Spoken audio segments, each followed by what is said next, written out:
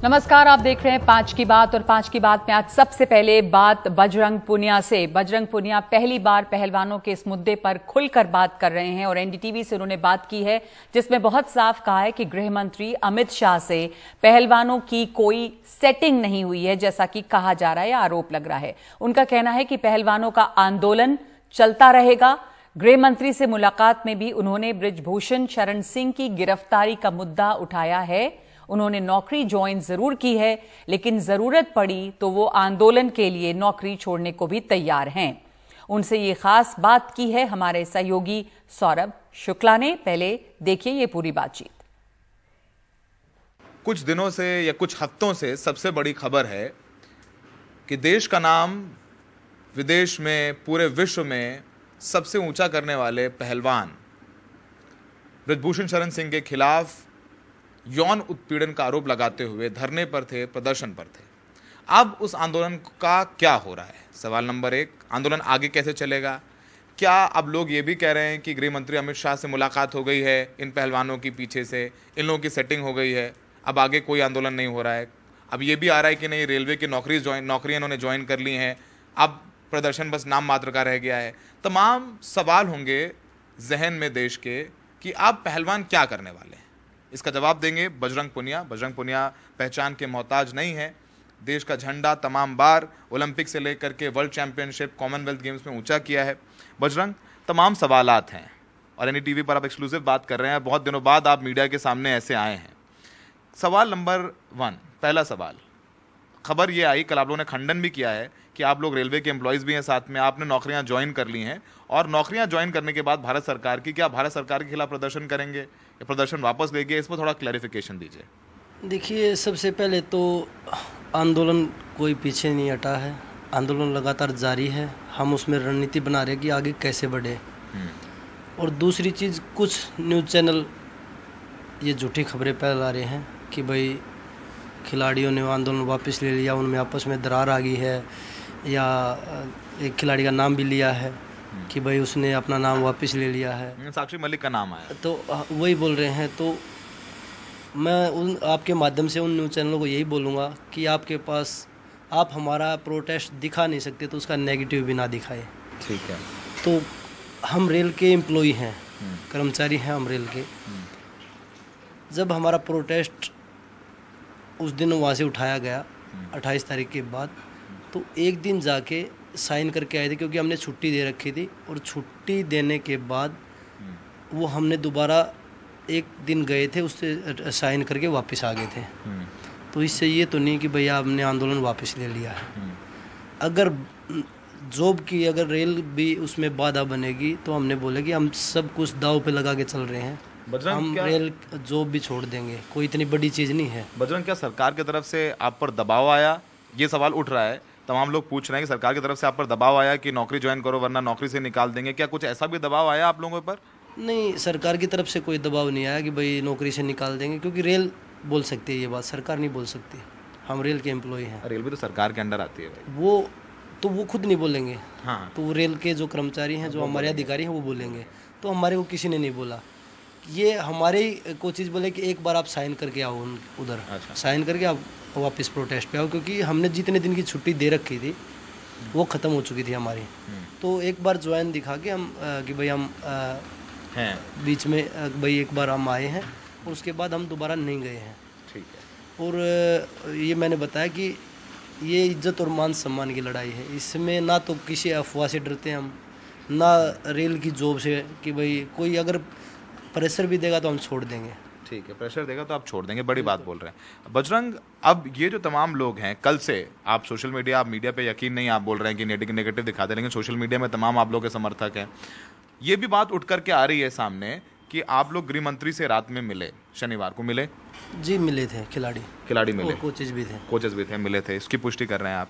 उसमें ये कह रहे हैं कि भाई अब आप लोगों ने पीछे से सेटिंग कर ली है, अब आप लोग कोई आंदोलन नहीं करेंगे। आप कह रहे हैं प्रदर्शन कर रहे हैं, पर लोग ये कह रहे हैं कि भाई गृह मंत्री से मुलाकात हो गई, इनकी बातचीत हो गई, अब देखो ये लोग घर बैठ गए हैं।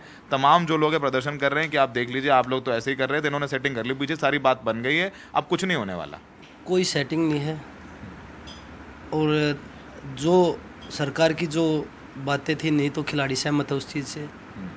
और जो खिलाड़ियों ने जो चीज़ बोली है, सरकार भी उसमें कहीं एग्री दिखाई नहीं दे रही है। गृह मंत्री से क्या बात हुई, अगर आप बताना चाहें थोड़ा बहुत? ये वो एक साइड तो हमारे को बोला गया कि भाई इस मीटिंग पे कहीं पे भी कोई कुछ नहीं बोलना है, जो सरकार के लोगों द्वारा, और उसके बाद पीछे से वो चीज़ें निकल के आ रही हैं। सरकार के लोगों ने बताया कि आपकी मीटिंग हुई है, मैं तो बता रहा हूँ आपको। वही बोल रहा हूँ ना, तो और आपने तो बताया नहीं हमें, देखे वही लोग पीछे से बता रहे कि भाई खिलाड़ी मिले हैं और ये बात हुई है।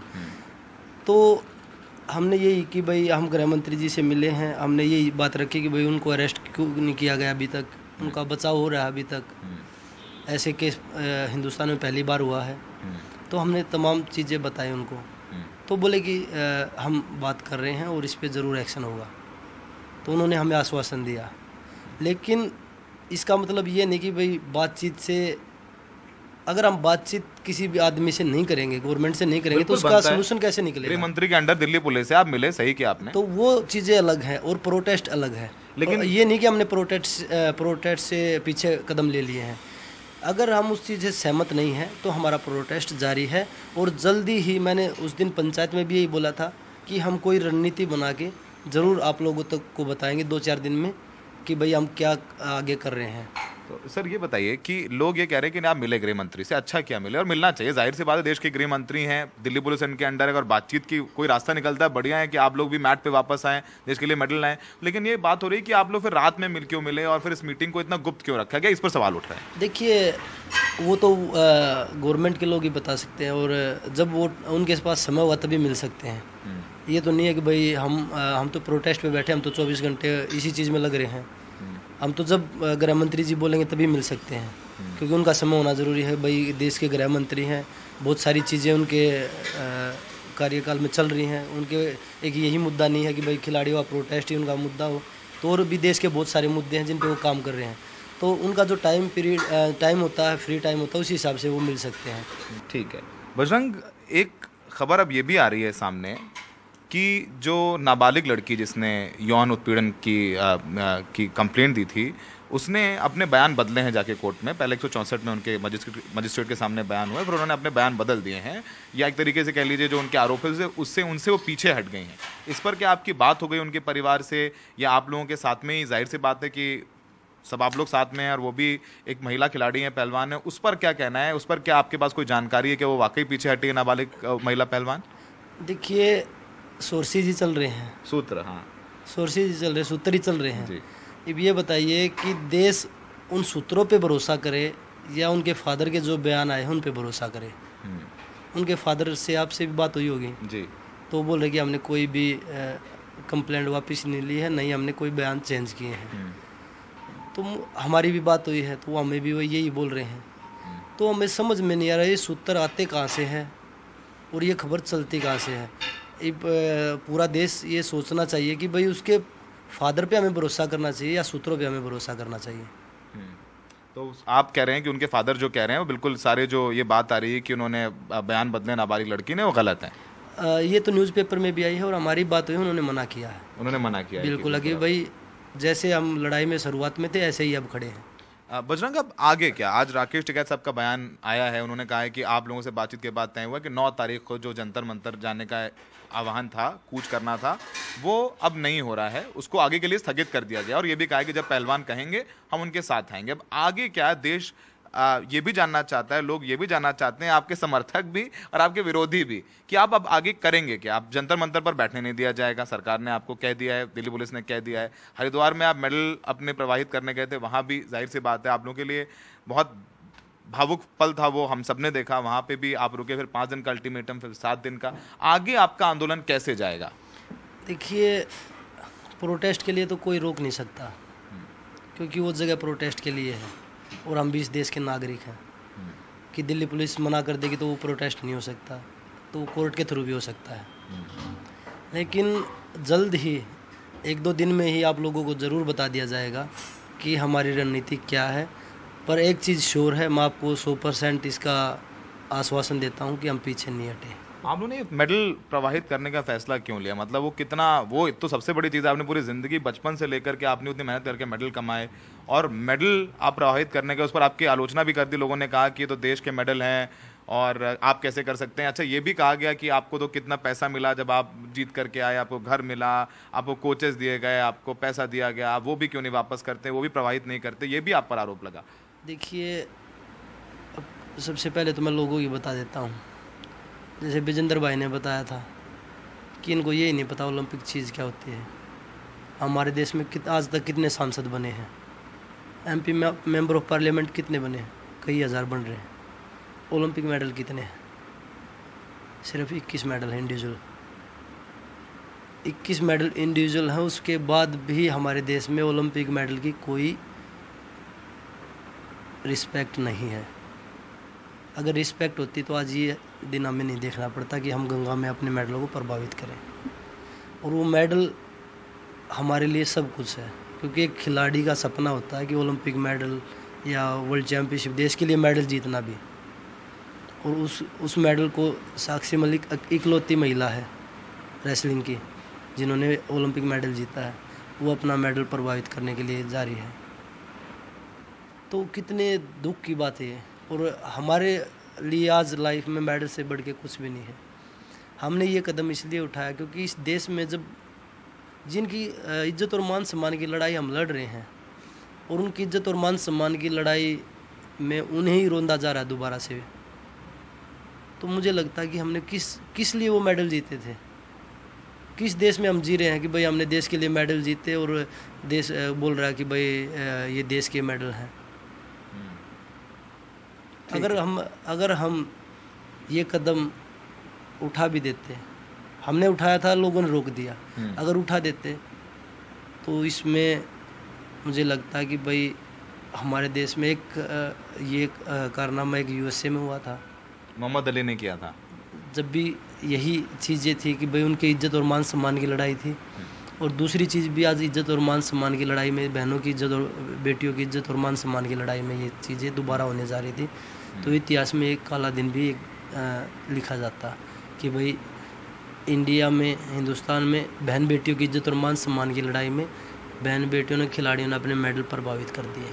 तो तमाम सवाल जो आपके जहन में होंगे कुछ दिनों से कि पहलवान क्या करने वाले हैं, अमित शाह से बैठक हुई तो क्या बात हुई, आगे क्या करेंगे, आंदोलन आगे जाएगा नहीं जाएगा, रेलवे की नौकरी के लिए लोग प्रदर्शन से पीछे हट जाएंगे, तमाम सवालों का जवाब बजरंग ने दिया।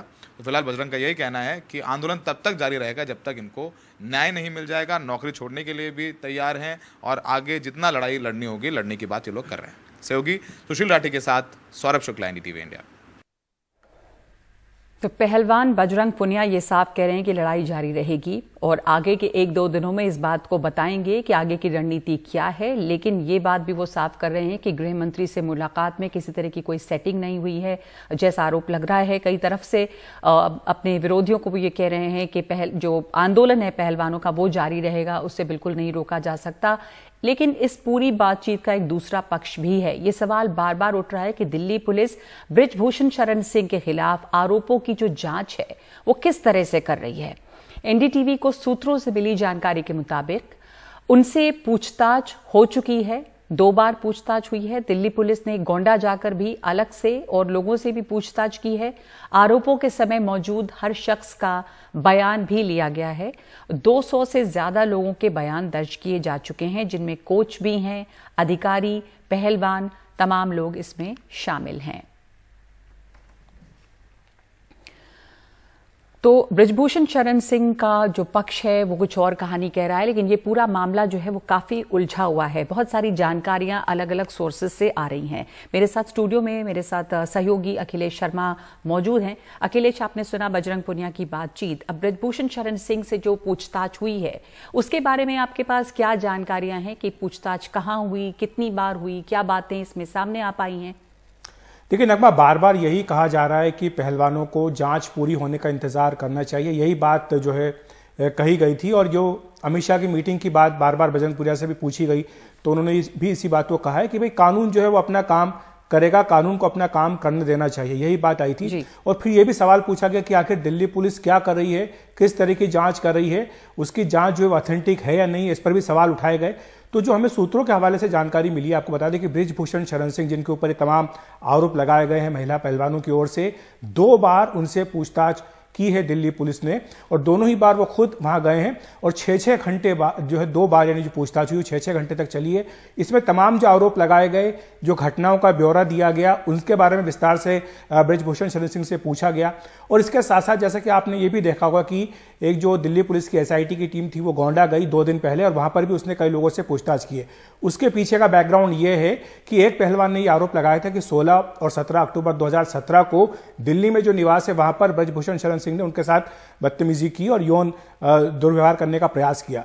तो इस आरोप के बारे में जब उनसे पूछा गया था तो उन्होंने ये दावा किया था कि 16 तारीख को तो वो एक जूनियर कैंप में लखनऊ में थे और 17 तारीख को वो अपने चुनाव क्षेत्र में, संसदीय क्षेत्र में दौरे कर रहे थे। तो इसी की पड़ताल करने के लिए गोंडा में ये टीम गई थी, जहां पर जितने लोगों के सबसे पूछा गया कि मौजूदगी थी या नहीं थी, अगर फोटोग्राफ पे कहीं कोई दिख रहा है ब्रजभूषण शरण सिंह के साथ तो उससे संपर्क साधा गया, उससे पूछा गया कि क्या आप पुष्टि कर सकते हैं कि वो थे या नहीं थे। तो इस तरह से सिलसिलेवार ढंग से पूछताछ की जा रही है। हमें यह भी बताया गया है कि जहां जहां भी शिकायत की गई है, मान लीजिए कहीं भी अगर विदेश में भी घटना का जिक्र किया गया कि वहां पर दुर्व्यवहार का आरोप लगाया गया, तो वहां पर उस वक्त जो लोग मौजूद थे, चाहे कोच हो या अन्य महिला खिलाड़ी हो, उन सबको पहचान करके उनसे संपर्क साधा गया और उनसे बातचीत की गई है। उनसे पूछा गया कि आखिर वाकई ऐसा हुआ था या नहीं हुआ था। 200 से भी ज्यादा लोगों से संपर्क इस बारे में साधा गया है। जी, इसमें अखिलेश जो पूछताछ हुई है उसके बाद अब तक कोई रिपोर्ट पुलिस ने क्या दायर की है या होने वाली है जल्दी भी? सोर्सेस से ये भी कोई जानकारी? दूसरे वो एक नाबालिग लड़की का भी मामला है जिस पर ये भी कहा जा रहा है पहलवानों की तरफ से कि उनके पिता का कहना है कि कहीं कोई बयान वापस नहीं लिया गया। बिल्कुल, ये जो नाबालिग का मामला है नगमा, इसमें अलग अलग तरह की रिपोर्ट्स आ रही है और हमें लगता है कि इसमें जो अगले 1 या 2 दिनों में जो हमें बताया गया कि शायद रिपोर्ट दायर हो सकती है दिल्ली पुलिस की ओर से राउज एवेन्यू कोर्ट में, या जब भी 2 दिन में 3 दिन में जब भी रिपोर्ट आएगी तो उसमें शायद स्थिति स्पष्ट हो, क्योंकि दावे परस्पर तरह तरह के दावे किए जा रहे हैं। तो इसलिए ये बताया गया कि जल्दी इस बारे में जो स्टेटस रिपोर्ट है वो दिल्ली पुलिस दायर करेगी और तभी ये इस पर तस्वीर साफ हो पाएगी कि जो दावे किए जा रहे हैं उनमें कितनी सच्चाई है, कितना दम है।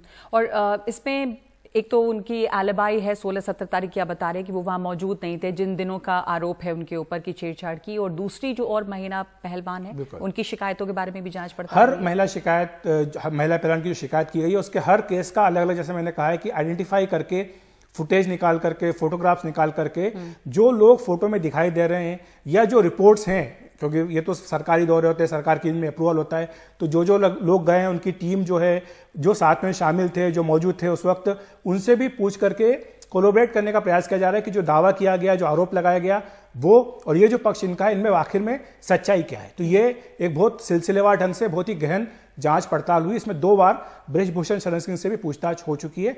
हर बार जैसा हमने कहा कि 6-6 घंटे उनसे पूछताछ की गई है। जी, जो नाबालिग का मामला है उसमें ये भी था कि मेडल पहनाते वक्त में छेड़ने छूने का आरोप था, तो उस मामले में अभी किन लोगों के बयान या वहां पे मौजूद शख्सों के बयान, या और भी कहा जा रहा है कि कई लोगों से बयान लिए गए, करीब 200 लोगों से बयान लिए गए हैं, उसके बारे में कुछ डिटेल्स? बिल्कुल, ये डिटेल है। इसमें ये जो घटना बताई जा रही है नाबालिग की ओर से कि मेडल पहनाते वक्त छू लिया, तो वो उसमें जो तब के जो मौजूद लोग थे जिनकी पहचान कर ली गई, उनसे भी संपर्क साधा गया है। उनसे भी पूछा गया कि आखिर ये घटना जो है इसकी क्या आपके पास जानकारी है, क्योंकि उस वक्त वहां पर अन्य महिला पहलवान भी थी।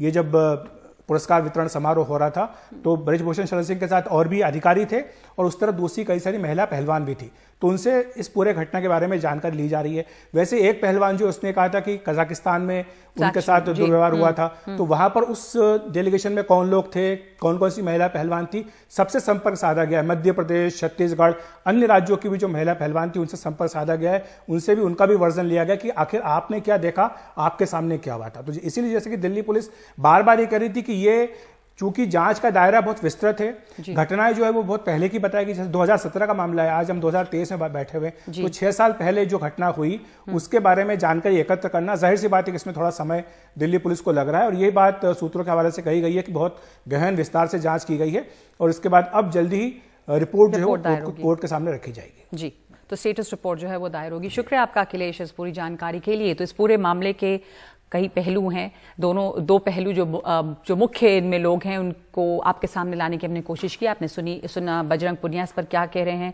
और दूसरे सोर्सेज के हवाले से जो दूसरा पक्ष है वो इसमें क्या कह रहा है। तमाम जांच पड़ताल हुई है, दिल्ली पुलिस ने जांच पड़ताल की है, स्टेटस रिपोर्ट जल्द ही सामने आएगी। तो 5 की बात में एक ब्रेक लेंगे इस समय हम, और ब्रेक के बाद केरला हाई कोर्ट का जो फैसला है न्यूडिटी पर बात करेंगे रेहाना फातिमा से।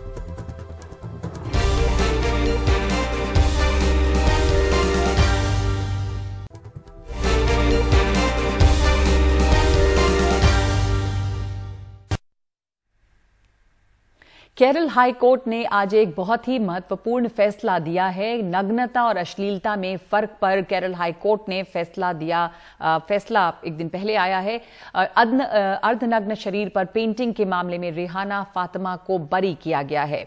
अदालत ने यह कहा है कि ऐसी निर्दोष कलात्मक अभिव्यक्ति को किसी भी रूप में यौन क्रिया से जोड़ना क्रूर था। अदालत ने कहा कि अपने शरीर के बारे में स्वायत्त फैसले लेने का महिलाओं का अधिकार उनकी समानता और निजता के मौलिक अधिकार के मूल में है। यह संविधान के अनुच्छेद 21 में निजी स्वतंत्रता के तहत भी आता है।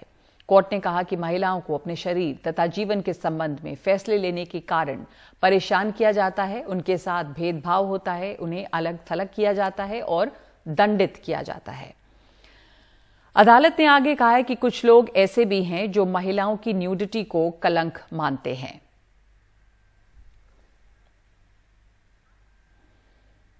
और बरी किया गया है इसमें रेहाना फातिमा को, जो महिला अधिकार कार्यकर्ता हैं। रेहाना फातिमा इस वक्त हमारे साथ जुड़ रही हैं। आपका धन्यवाद रेहाना, समय देने के लिए। और एक बहुत बड़ा ऐतिहासिक फैसला है ये केरल हाई कोर्ट का, लेकिन इसके लिए आपने एक लंबी लड़ाई लड़ी है, सालों। तो कितनी मुश्किल थी आपके लिए ये लड़ाई? मेरे लिए जितना मुश्किल था उससे भी ज्यादा मेरे बच्चों के लिए थे, क्योंकि हम लोगों ने नहीं सोचा था कि ऐसे एक केस से जाके और दिए जाएंगे मेरे ऊपर। बच्चों को बहुत वो अफेक्टेड हुआ था इस केस का, क्योंकि मेरे बेटे ने बताया था कि उसे बॉडी पेंटिंग करना है, तो हम करेंगे या नहीं, तो करो, फिर वो वीडियो भी बनाओ, ऐसे ही कहा, इसलिए हमने वो किया था। जब भी मैंने वो वीडियो पोस्ट करने पर एक उसके साथ एक मैसेज भी दिया था कि क्योंकि बच्चों को अपनी माँ के शरीर से ही बॉडी की, वुमेन्स बॉडी की पहचान होनी चाहिए, ऐसे कर कर लिखी थी। लेकिन उसके बाद एक केस आ गया। केस के ऊपर में, केस के बाद वो 15 दिन तक मैं जेल में रही थी। तो मेरे बच्चों को इतना बुरा लगा कि बाहर डिस्कशन चल रहा है कि ये वीडियो लेने से और जो पेंटिंग करने से बच्चों का मानसिक संघर्ष क्या होगा और बच्चों पर क्या गुजरे होंगे, ऐसे डिस्कशन चल रहे थे बाहर। लेकिन जो भी उनके अंदर हो रहे थे वो पेंटिंग करने पे या वीडियो रिकॉर्ड करने पे नहीं हुआ था। उनके लिए तो उनके साथ रहने वाले उनकी माँ को इतने दिन तक जेल भेज गए क्योंकि वो लोगों ने पेंटिंग किया। ये उन लोगों के लिए बहुत मेंटली अफेक्टेड होने वाली चीज थी। उनके लिए बहुत प्रॉब्लम थी। बहुत ट्रॉमेटिक रहा होगा बच्चों के लिए, छोटे बच्चे, और माँ जो है वो जेल में रही इतने साल। और जाहिर है कि बच्चे छोटे थे, आप जेल में थी, तो आप जब ये हुआ तो सोचा नहीं था, जैसा आप कह रही हैं कि अगर ये जो आप बच्चे पेंटिंग कर रहे हैं ये बात इतनी बढ़ जाएगी जिसके लिए आपको जेल जाना पड़ेगा। तो उस वक्त तो बच्चों को समझाना बहुत मुश्किल रहा होगा। वो वक्त जब आप जेल में थी, बच्चों को किस तरह से किसने समझाया, कैसे समझाया? उस टाइम पे तो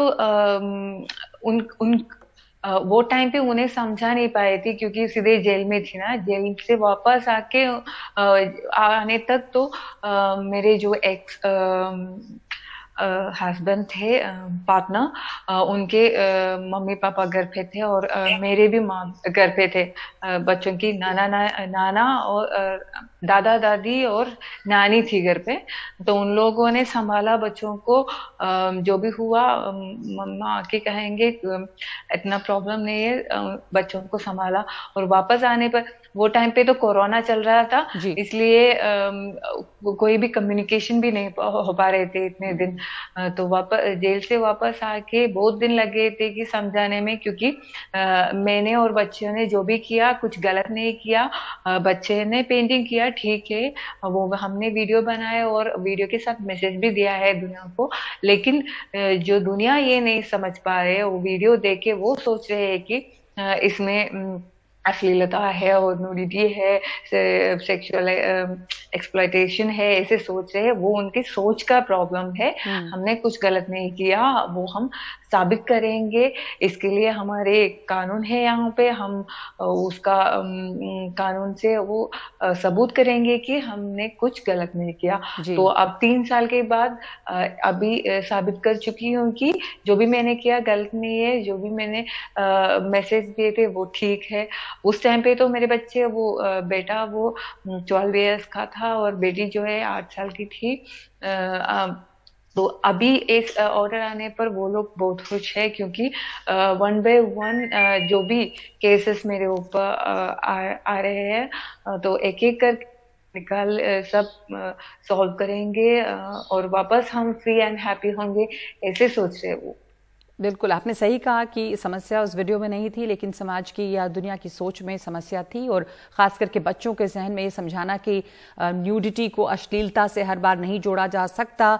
तो ये तमाम बातें हैं। आपका संदेश, ये बहुत ही अहम मुद्दा है कि समाज की जो सोच है उस पर निर्भर करता है कि आप किस चश्मे से किसी चीज़ को देख रहे हैं। तो न्यूडिटी को अश्लीलता से नहीं जोड़ सकते, हमेशा सेक्सुअलिटी से नहीं जोड़ सकते। इम्पोर्टेंट संदेश, इम्पोर्टेंट आदेश दिया है कोर्ट ने। आपका संदेश इस पर क्या होगा समाज के लिए? इसे हमारी सोसाइटी है ना, वो मर्दों की बॉडी में जो भी है, मर्द शर्ट डालने के बिना बाहर घूम सकते हैं, उनके हाथ पैर कुछ पे भी प्रॉब्लम है। लेकिन वो औरतों के लिए ऐसे नहीं है। वुमेन्स के लिए तो एक एक कम्युनिटी में एक एक चीजें बताए जा रहे हैं। कहीं पे आंख देखना प्रॉब्लम है, कहीं पे पैर देखना प्रॉब्लम है, कहीं पे हाथ देखना प्रॉब्लम है। ऐसे बना दिया गया है कि वुमन जो है एक सेक्स ऑब्जेक्ट है जो मर्दों को सेटिस्फाई करे, ऐसे ही सोच रहा है। तो उस पर चेंज आना चाहिए, क्योंकि ऐसे सब न्यूडिटी सेक्सुअलिटी में नहीं कनेक्ट करना है। हमें पता है, हम अभी मंदिरों में बाहर सभी मुहूर्तों में हाफ नेकेड मुहूर्त देखते हैं, लेकिन उसमें हमें सेक्सुअलिटी नहीं दिखाता है ना। और बाहर जाएंगे बस पे या ट्रेन पे, कहीं पे भी माँ बच्चे को दूध देते हैं, उनका ब्रेस्ट दिखेंगे, वहीं पे हमें सेक्सुअलिटी दिखता है नहीं ना। तो हर चीजें वुमन का बॉडी जो है उसका पूरा अधिकार वुमन को ही है। उस पे अधिकार देना और उस पे कुछ उससे लेकर वुमन को डराना, जो पैट्रियार्की अभी कर रहे हैं ना, उस पे हम नहीं डरना। क्योंकि जो हमारे शरीर को हमें ही रेस्पेक्ट करना है और हमें ही हमारा टूल बनाना है। दूसरों को उसे टूल बनाने के लिए ऐसे टिके नहीं रहना है। बिल्कुल, बहुत महत्वपूर्ण बातें कही हैं केरल हाई कोर्ट ने भी कि महिलाओं को उनके शरीर पर अधिकार है और स्वायत्ता है, वो उन्हीं की होनी चाहिए। धन्यवाद आपका रेहाना फातिमा, हमसे बात करने के लिए। ये पूरा जो मामला था वो शरीर को एक कैनवस बना के बच्चों ने अपनी माँ के शरीर पे पेंटिंग की थी और उसके तहत रेहाना के ऊपर पॉक्सो के प्रावधानों के तहत में मामला दर्ज कर दिया गया था। ये 3 साल तक लड़ाई चली, जिसके बाद अब ये फैसला आया है। तो 5 की बात में इस वक्त एक ब्रेक ले रहे हैं।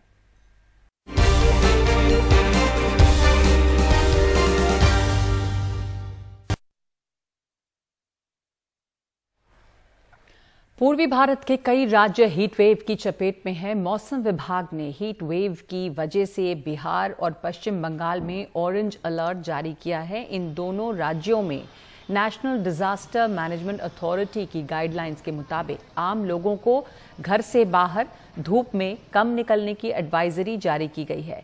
साथ ही झारखंड, तटीय आंध्र प्रदेश और तेलंगाना में भी कुछ इलाकों में हीट वेव की आशंका है। तमिलनाडु में भी अगले 2 दिन में हीट वेव का पूर्वानुमान है।